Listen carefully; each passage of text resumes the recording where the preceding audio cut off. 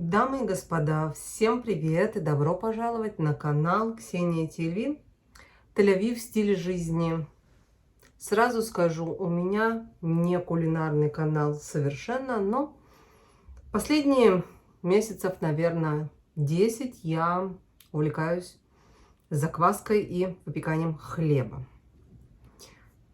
И после долгих мучений с разными рецептами, вариантами, смешиваниями, весами, выбросить это, добавить то, я поняла, что все, я это выполнить не способна. Это какая-то просто, как атомный реактор запустить. Я начала изобретать свой рецепт закваски. И это уже второй рецепт, который я представляю вашему вниманию. Наверное, так правильно сказать. Значит, вот такая вот закваска. Как видите, здесь написана цифра 20. Это означает, что для того, чтобы вывести эту закваску, видите, пузырики, вот эта линия, с которой она начала подниматься, эта цифра означает количество чайных ложек, которые я использовала для выведения этой закваски. Не больше и не меньше 20 чайных ложек муки и 20 чайных ложек воды. И 4 дня усилий. Этот рецепт я тестирую, наверное, последние месяца 2. Я выращиваю закваску, пеку на ней, полностью все расходую, выращиваю заново, чтобы быть уверенной, что рецепт работает. И сейчас я хочу представить вашему вниманию 2 варианта на разной муке, на белой хлебной и на вот этой вот пшеничной цельнозерновой муки. Но я вам скажу по секрету, можете использовать любую. Я пробовала даже из полбы по этому рецепту. И из ржаной, и из полбы, из чего угодно у меня работает. В общем, вот так она выросла. Сейчас я вам хочу показать ее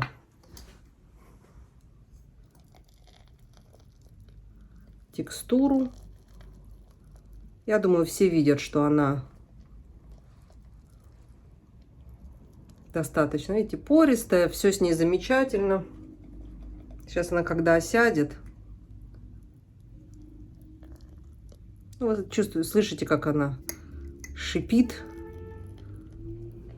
Аромат замечательный, кисломолочный, плюс аромат муки. В общем, с закваской все совершенно превосходно.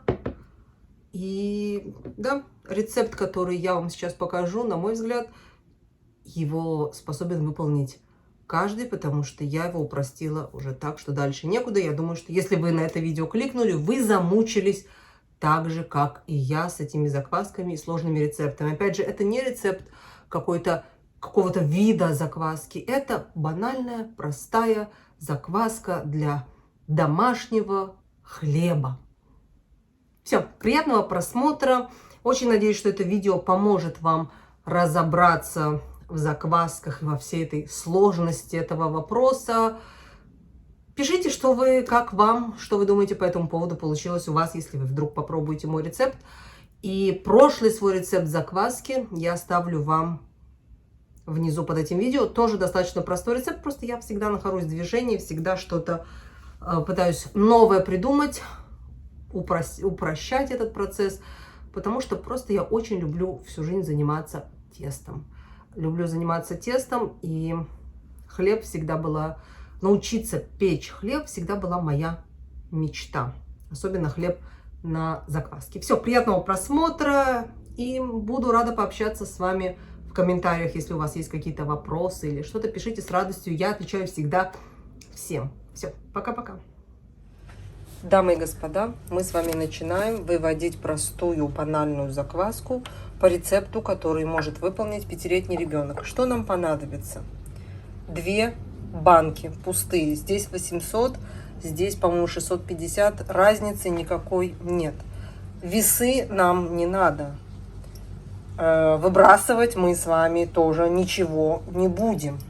Нам понадобится мука. У меня здесь цельнозерновая пшеничная мука и хлебная белая обычная. У меня обычная хлебная мука. Вы можете взять обычную белую муку. Я по этому рецепту выводила и из нее тоже здесь. цельнозерновая пшеничная. Вода, я уже говорила, 2 крышечки с дырками, чтобы закрывать наши с вами баночки, чтобы закваска могла дышать и выходил углекислый газ. Напомню вам, закваска – это всего лишь колония бактерий. Это не атомный реактор, это колония бактерий, которую мы будем выводить. Выводить мы ее будем начнем из одной, вернее не из одной, а с одной чайной ложки муки. Нам не надо, так, здесь у меня половина, сейчас еще, потому что пачку надо новую открыть. Нам не надо 2 ведра муки, 3 литра воды. Нам не надо ничего взвешивать и выбрасывать, потому что скиснет как 1 ложка, так и 5 точно так же. Теперь добавляем по ложечке воды. И все это хорошо замешиваем, оставляем на ночь и на утро проделываем ту же самую манипуляцию. Вот такая картина у нас с вами получилась. Накрываем крышками и ставим на ночь, чтобы процесс сквашивания начался. Видите, немного совершенно, но поверьте мне, оно начнет закисать так же, как и большое количество. Бактериям все равно, капелька это или пол ведра. Поэтому встретимся утром и продолжим процесс. Итак, 12 часов прошло. Я тут кормила другую закваску, насыпалась, у меня просыпалась мука. Вот так выглядит наша смесь в крышечке. Сейчас опять ложечку муки, ложечку воды и хорошенько все это смешать. Если у вас немножко здесь отошла, вот как у меня тут, видите, вода, ничего страшного совершенно. Это все нормально. И даже если у вас в готовой закваске вот так вот вода, это значит, что закваска проголодалась. Но в этом случае просто воды было больше, чем муки. Она ее не впитала, потому что здесь еще особо бактерий-то нет. И она не может еще проголодаться. Консистенция нам нужна вот такая вот. Не сильно вязкая, но и не сильно жидкая. Вот такая. Это, напомню вам еще раз, белая хлебная мука. Она будет подходить хуже всего, подходить в плане закваски, потому что в ней она очищенная, в ней много глютена и нет шкурки от муки. А шкурка – это самая кладезь бактерий, дрожжевых грибков и всего остального. Это цельнозерновая мука, это я еще не размешала. И это должна быть пободрее закваска. Подходить должна она быстрее. Ну вот и все.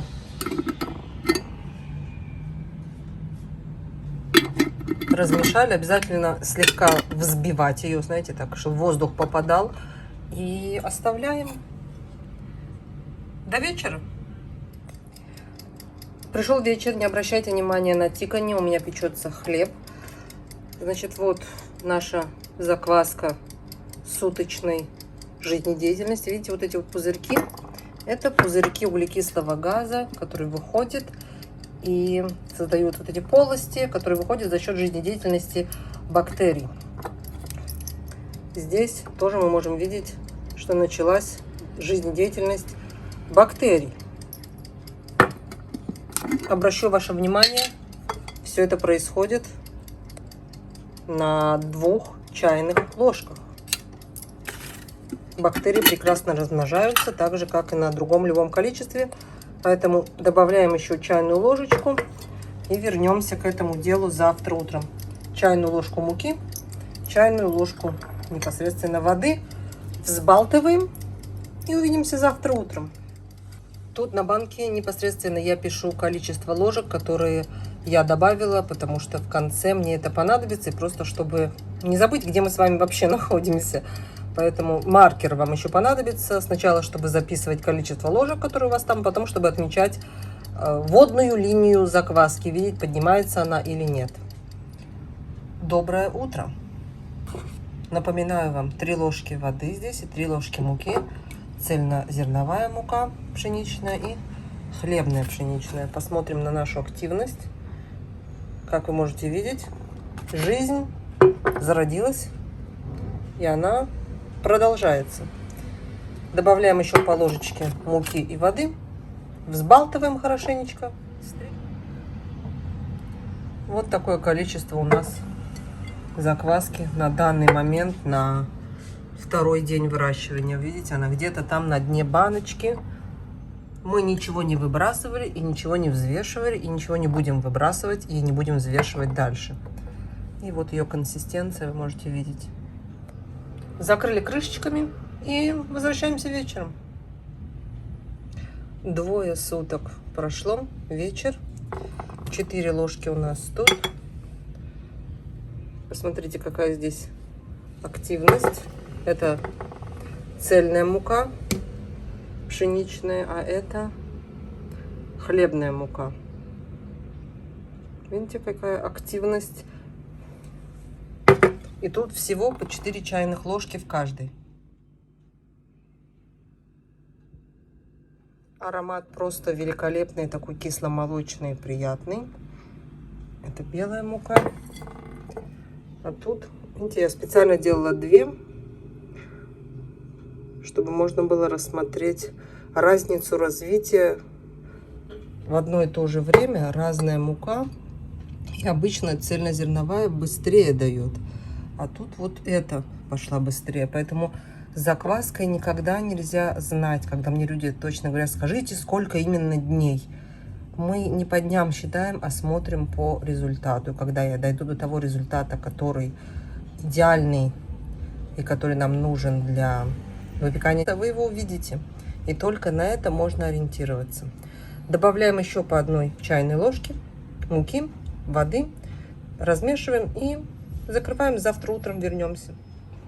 Доброе утро! Если вам еще не надоело это, то мы продолжаем. Как вы можете видеть, 5 ложек муки. Как вам показать, чтобы это было видно? В общем, тут очень активная жизнь. Видите? Сейчас я наклоню, чтобы она немножечко... Видите? Она начала выглядеть как губка. Видите, вот эти вот большие пузыри, вот эта текстура. Это значит, что у нас прям классно все. Аромат, опять же, кисломолочный, приятный. Здесь то же самое. Видите, вот эти крупные пустоты, вот эти поры, которые от выхода углекислого газа, которые, повторю еще раз, от жизнедеятельности бактерий. Вот это то, что нам нужно. Теперь, когда я вот сейчас думаю, сейчас утром, я бы по-хорошему, наверное, сейчас уже сделаю, не хочу на ночь. 5 ложек, да? Это то, что я записывала. 5 ложек чайных у нас здесь. Теперь, когда мы увидели, что уже она вся пронизана, она уже не только снизу или только сверху, она уже, видите, она вся, насквозь. Снизу мы видим через банку, сверху мы видим. Теперь берем эти 5 ложек. Сразу добавляем туда, хорошо взбалтываем, 5 ложек муки, 5 ложек воды, взбалтываем и начинаем отмечать ее линию, докуда она у нас с вами есть. Добавили, отметили.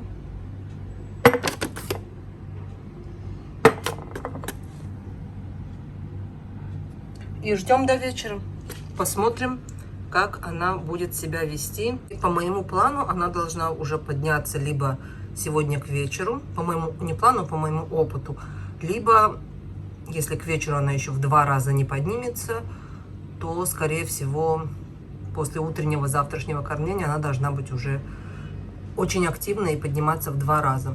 Как я говорила, закваска готова, по моему мнению, к выпеканию, созрела, когда она поднимается у вас в 2 раза. Но, естественно, в 2 раза она будет подниматься не с 1 ложки, а уже с нормального вот такого прикорма в хорошее количество муки, потому что, ну, естественно, бактерий много, им надо объем, им надо больше питания. Вот такая вот текстура. Все, ждем вечера и смотрим на ее реакцию. Здесь я что-то высоко отметила, но не суть важно. Они просто разного объема банки, поэтому здесь выше, здесь ниже выходит.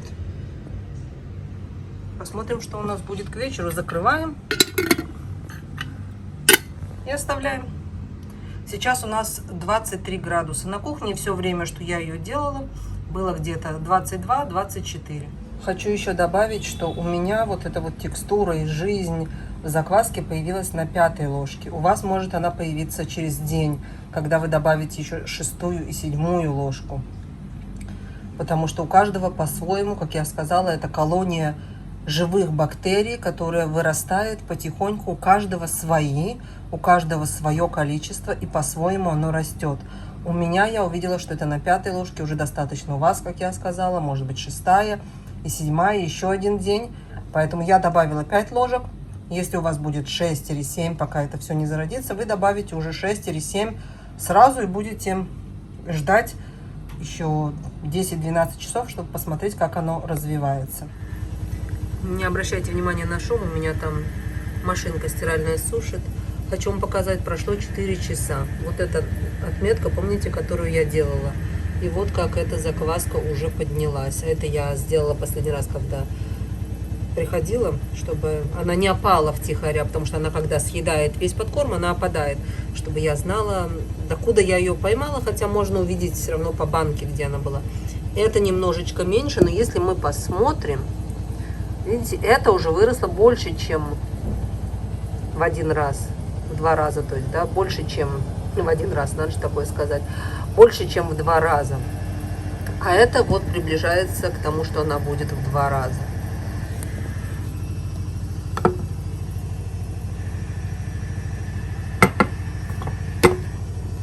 Видите, какая красота. И все. И здесь у нас всего с вами 10 чайных ложек муки и 10 чайных ложек воды. Я думаю, еще один подкорм. И количество-то у нас, видите, даже не полбанки. Вот здесь она, если поднялась, так может быть ее будет очень мало. Ничего не выбрасывали, ничего не делали, и ее мало. И теперь единственная проблема, что ее мало. Но когда закваски мало, очень просто ее подкормить, и она подрастет, и объем увеличить просто. Но зачем что-то все время выбрасывать и добавлять, и выбрасывать, я не понимаю. Поэтому у меня вот так вот все просто. Начинаем с очень маленького количества, и потом увеличиваем. Пару раз потом подкормили, и она дошла до того количества, что вам надо, и ни капли не выбросили. Потому что для меня вот это выбрасывание, это просто какой-то уровень варварства. Я это не приемлю, и я вот таким образом выращиваю себе закваски уже достаточно давно, и это не какие-то, знаете, как есть с разными названиями, итальянская, это какая-то обычная базовая закваска, на которой можно печь отличный, великолепный домашний хлеб. Ну вот, пришел вечер, как вы видите, моя закваска, она начала падать. Она поднялась в 3 раза, как вы видели на прошлом видео. Она еще чуть-чуть поднялась, и ну уже как бы выше пупка-то не прыгнешь, да? И она начала падать. Сейчас я вам хочу показать текстуру ее.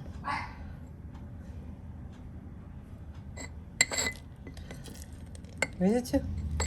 Вот эта текстура, так, не ехать банка, нам нужна для того, чтобы выпекать хлеб. Видите, вот это вот как широкая такая большая губка. Вот это нам надо для того, чтобы сказать, что закваска созрела. Теперь я ее покормлю. Вы знаете, я думала, что я положу половину. Но нет, я положу 10 ложек, потому что ее реально немного. Ее немного, видите, вот банка, да, там, сколько там этой закваски.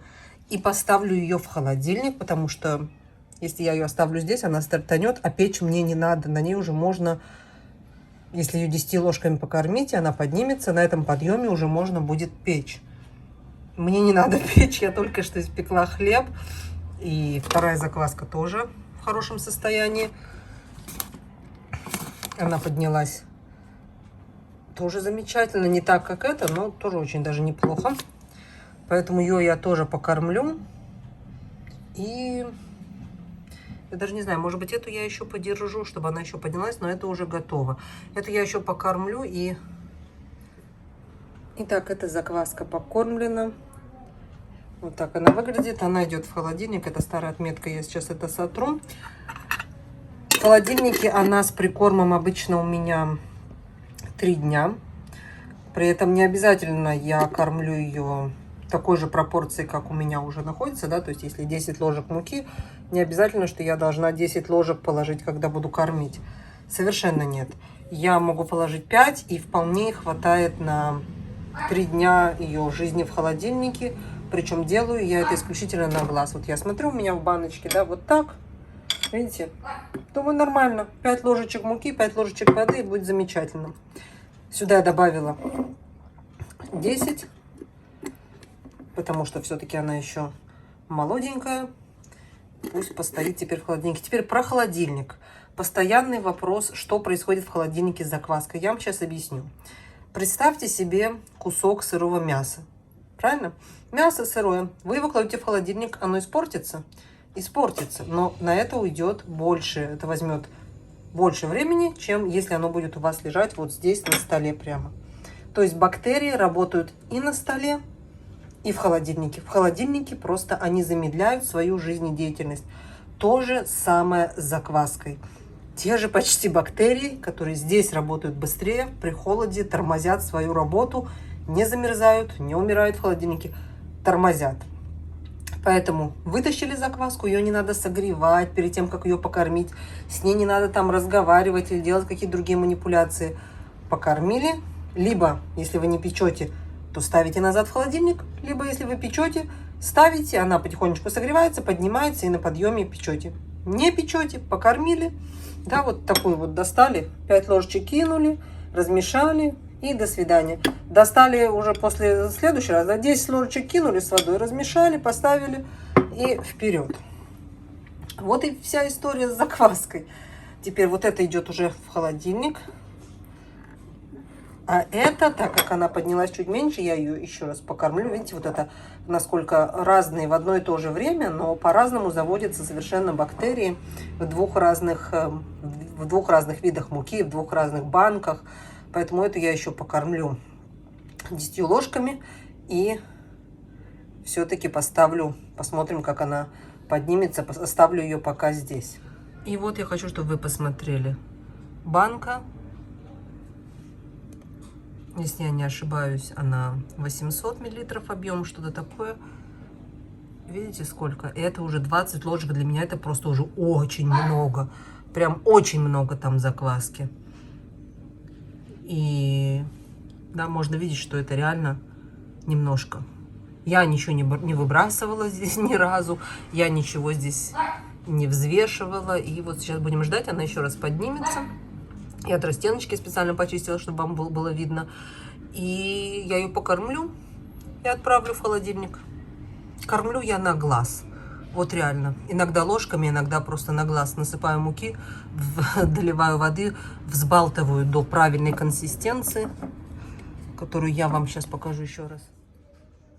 Видите, пузырьки уже пошли. Я думаю, сейчас на ваших глазах даже они будут появляться.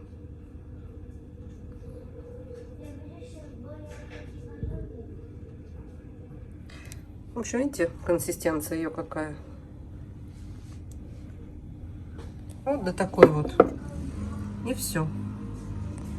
Ждем. Теперь на утро я приду, она поднимется, будет уже готова. И я ее, как сказала, покормлю, отправлю в холодильник, потому что печь мне пока ничего не нужно.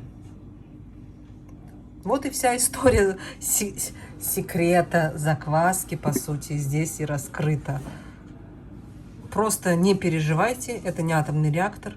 Все очень просто, банально, не надо ничего выбрасывать, не надо ничего делать, каких-то 8 в воздухе.